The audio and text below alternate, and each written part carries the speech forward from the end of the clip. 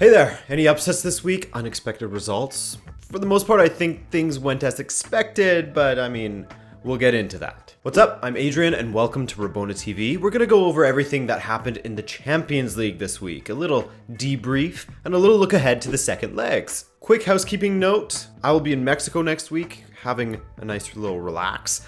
Bad timing, I know, but it was the only week my girlfriend could get off from work. So there won't be a weekend recap, but I will have a Champions League recap for you and something else. Straight out of the jungle. Cool? Let's start talking about City versus Spurs by hearing what Ilkay Gundogan said after the match. Quote, "I have the feeling we are nervous in important Champions League games. We always make the wrong decisions. In these matches, we always want to do something special because it means going through to the Champions League semifinals. Sometimes less is more." And that pretty much nails it. It of course wasn't a complete capitulation like we saw City endure against Liverpool last season, of course, as I actually thought that this match looked more like a draw at times, but I guess it doesn't matter what it looked like because Spurs took their chances and City didn't. The most guilty party, of course, was Sergio Aguero, who failed to convert from the penalty spot in the 12th minute. Good guess from Hugo Lloris, but Aguero made it easy for him by putting it in the sweet spot for a keeper. 3 to 5 feet to either side of them, 2 to 3 feet off the ground. Comfortable. That's the best place for a keeper. Now, there was some debate on Twitter as to whether it should have been a penalty in the first place. And guys, you know me. I like my pens cut and dry. And this one was easily a pen in my opinion. Rose raised his arm into a textbook unnatural position, thus making his body bigger and gain an advantage from doing so. That's a pen all day. And before you say, how is he supposed to slide without putting his arms like that? Just go to the second half. I think it was towards the end of the second half when Rose slid with his arms at his sides to intervene. So he's totally capable of doing so. But in the end, I mean, it doesn't really matter anyways, right? Because it was saved. Chances were traded in either direction. I'd say Spurs had the more dangerous of them, so maybe Spurs, you know what? Spurs did deserve to win this one. They did. With Ederson saving well on Kane in the first half, collecting Rose's free kick, then Son had a couple of chances in the second of which he managed to slip past Ederson. I honestly thought that Ederson made a mess of that. Mind you, Delph also made a mess of it, calling for it to have gone out and then lunging in. But I really thought that if Ederson stood his ground and just kicked his leg out, that's a save, but he tried to dive on the ball that was right at his feet. I don't know. Easier said than done. I know. He's the professional keeper. And that would be the eventual winner in this one. So some key things here. Like Gundogan said, City looked off, picking out the wrong passes, having tons of possession, but Sterling and co weren't getting in behind. It was another lackluster performance from David Silva for me, and my God, a City side without Bernardo Silva is a pretty impudent side indeed. Just goes to show how crucial he is to that team this season. I also thought that bringing on De Bruyne and Sané in the 85th-ish minute was way too late, way too far gone by that point, and they were in dire need of Sané's speed and trickery to fill that void that Bernardo left, while De Bruyne's driving runs through the middle would have been useful as well. I think when he got on the pitch, actually, he had a nice driving run forward that led to a bit of danger. But this result isn't all City's failings. We got to give tons of credit to Spurs as well. The backline defended extremely well. There was a couple heroic blocks in there from, I believe, Alderweireld and Winks, and their press was forcing mistake after mistake from City's backline as they tried to play it out of the back. Poch got his tactics right here, but I'm not sure that they did enough in this tie to help them get through. Why?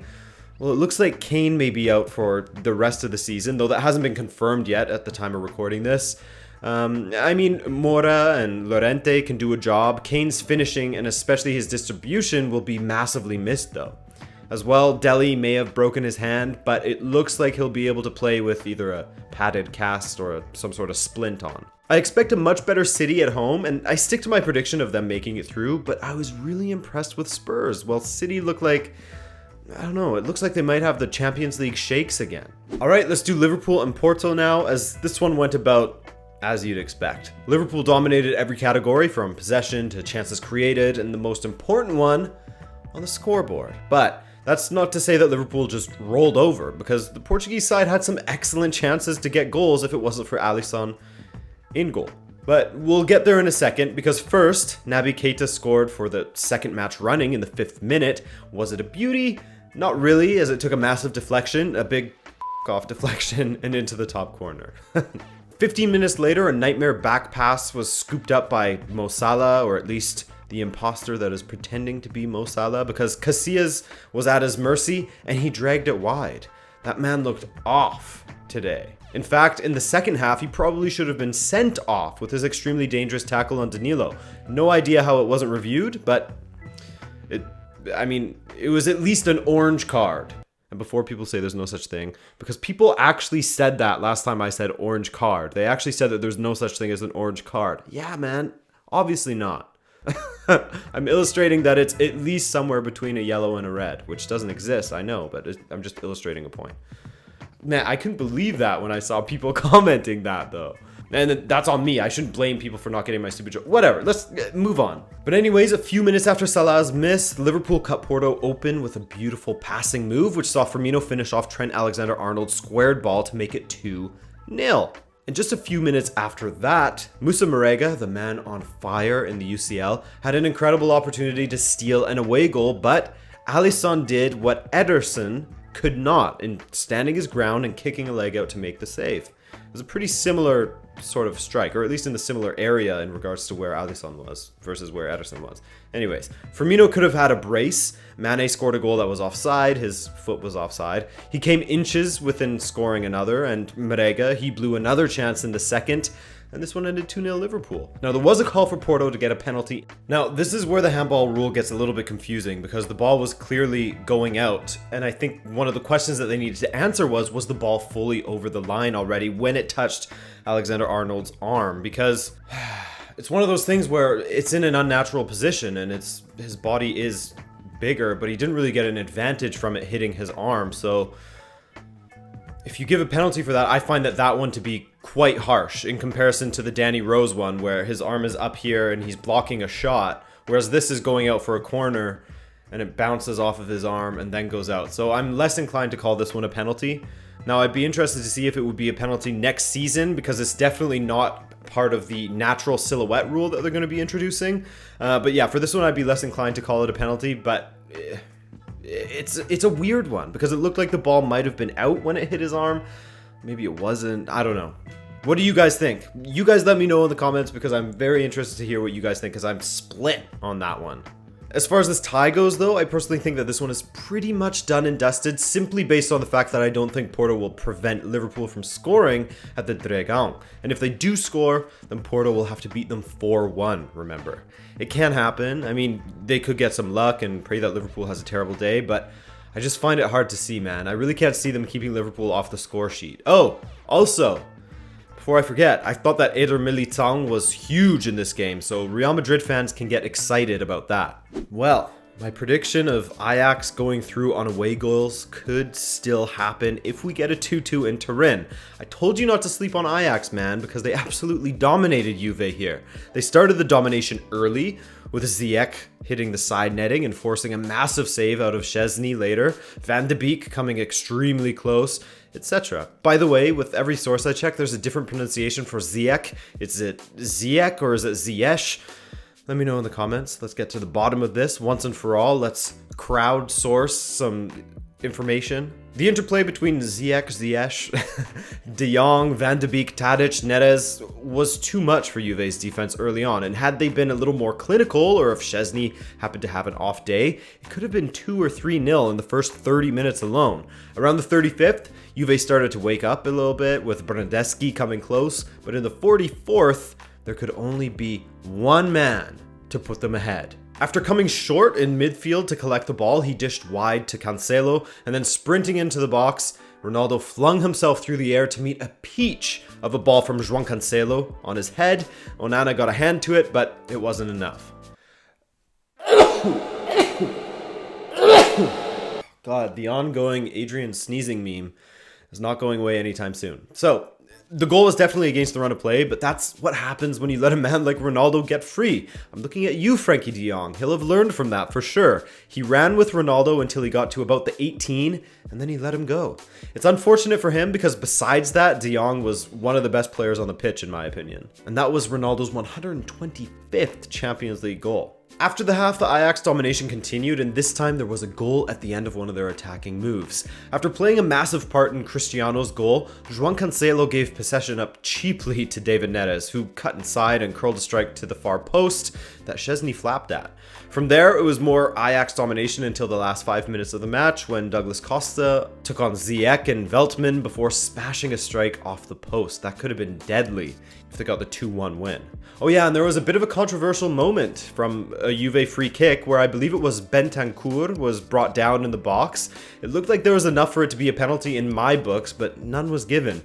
Wasn't even reviewed, which is weird to me. Sure, it was a theatrical fall, but he had two hands on him at one point. That's a big let-off there for Ajax. Overall, though, Juventus got away with it a bit in this one, as it could have been 2-3, even 4-1 based on the chances that Ajax had. Maybe 2, because Douglas had that great run. They outshot Juve 19-7 and had 60% of possession and outpassed them 607-381. And it makes you wonder if their failure to convert more chances in this one will come back to hurt them when they go away to Torino. Sure, they lost 2-1 at home to Real Madrid and then went on to smash them at the Bernabeu, but Juve is a different team than Real Madrid. Juventus are by no means unbeatable though, considering they haven't been playing well since about December, bar the performance against Atletico, of course. I sound like a broken record, man, because I've been saying this for weeks, but people still call me thick for predicting Ajax to go through. Which is fine. I mean, they could still get smashed in the second leg, but damn, do they ever have a good team, and they showed it in this one. So it should make for an excellent second leg. If we get more of the same from Ajax, it will be extremely entertaining, as they are absolute truffle butter with their interplay in the attack. But then again, all Juve needs is a 0-0. The best scenario for neutrals, Ajax score early and force Juve to attack. But if we see a Juve performance like their second leg against Atletico, like I just mentioned, then they should get through to the semis quite comfortably. Alright, and finally, let's talk United versus Barcelona. Barcelona started on the front foot in this one, though it was United who had the first opportunity after Busquets clattered McTominay. Great match from McTominay, by the way, and I thought with the amount of fouls Busquets had, and the fact that he didn't get a card for that one on McTeasy, he was a bit of a lucky boy to stay on the pitch all night. Mind you, Young was lucky not to get a card for his two-footed tackle from behind on Coutinho just 4 minutes in also, so there's that. From the free kick, Rashford blazed it high and wide. That would be the story of this game for Rashford, by the way, as he was a little poor in my opinion. Off night for him last night, with his touch failing him at crucial times. He was by no means awful, I'm not saying that, but he'll be disappointed, I think, especially in his finishing, as from 4 shots, not a single one was on target. Then in the 11th minute, Barcelona hit United with a wake-up call as Busquets' ball over the top was latched onto by Messi. Looked like his touch had taken the danger away from the attack, but he swiveled and found Suarez at the far post, who headed it across goal towards Coutinho, but it went off Shaw and in instead. The linesman called for offside, but thankfully VAR rectified the decision because neither Messi nor Suarez were offside. I don't know if people are trying to make the argument that when Suarez was standing in an offside position for the ball to Messi over the top, that Suarez affected the play, but I really think that that's a stretch. He didn't get in the way of Smalling or Lindelof, or anyone for that matter, so I don't think that you can call him for offside for affecting the play from an offside position in that particular case. United came into the game a lot more after that. I wouldn't say they dominated Barcelona, but they provided them with a couple of scary moments. Despite said scary moments, Ter Stegen didn't have to make a single save in this match. The closest he came to that was a punch from a cross. I mean, he didn't even have to have any high collects from a single cross. Part of that was down to Diogo Dalot bizarrely heading across goal when he had the goal at his mercy. I don't know if he just didn't have the confidence to head on goal himself, or if he got his technique wrong. Whatever it was easily United's biggest opportunity spurned. Let's talk more spooky moments, because Barcelona provided United with one in the 35th minute when Coutinho forced a nice kick save out of De Gea. This kind of save is exactly the thing I expected out of Ederson when Son ended up scoring, but he strangely went for the dive instead. Anyway, I'll stop harping on about that. After the half, United came flying at Barcelona, and it was another moment where their pace and their pressing looked to have Barcelona a little bit shook. You know, they're not really used to that kind of pace in La Liga, but nothing came of it. Though Suarez came close for Barca when he hit the side netting, Sergio Roberto came on, and I honestly thought that he should have gone to right back and Semedo on the wing, because Semedo is much better going forward in my opinion. Roberto's final ball was just off. Messi came close, Alba came close. United had a flurry at the end in which they were denied a corner kick, but a foul was given, and that was about it. Barcelona dominated possession as expected. United's defense did well to ice out Messi and almost broke his nose and gouged his eye out. But there's other guys that can hurt you out there, even if you manage to ice out Messi. Speaking of ice and Messi and eyes, apparently the blow to his eye caused a hematoma with blood clotting, and there's a fear that he could be out for the match against Huesca at the weekend. No word on whether he'll be fine to play the return leg. I'm leaning towards yes at this point, though if that gets infected, watch out. This looked fairly comfortable for Barca in the end, keyword being fairly, as United still outchanced them, but didn't get a single shot on target. I mean, United has it against them going to Camp Nou just as they had it against them going to Parc des Princes, and you saw what happened there when they got some luck going in their direction. However, Barcelona is a better team than PSG, like Lukaku said after the match, and considering they got a win away in the knockout rounds for the first time since 2016, this being Barcelona I'm talking about, I think that they'll take care of business back at their stadium. And that's all from me, everyone. Let me know about your thoughts from the matches this week and what you're expecting from the second legs. Drop a like if you enjoyed this video, or a dislike if you thought it was crap. My name's Adrian, and I'll see you in next week, I guess. Right? Yeah, I'll have a couple videos for you next week, even though I'll be in the jungle. Take care. Don't unsubscribe, please. Bye.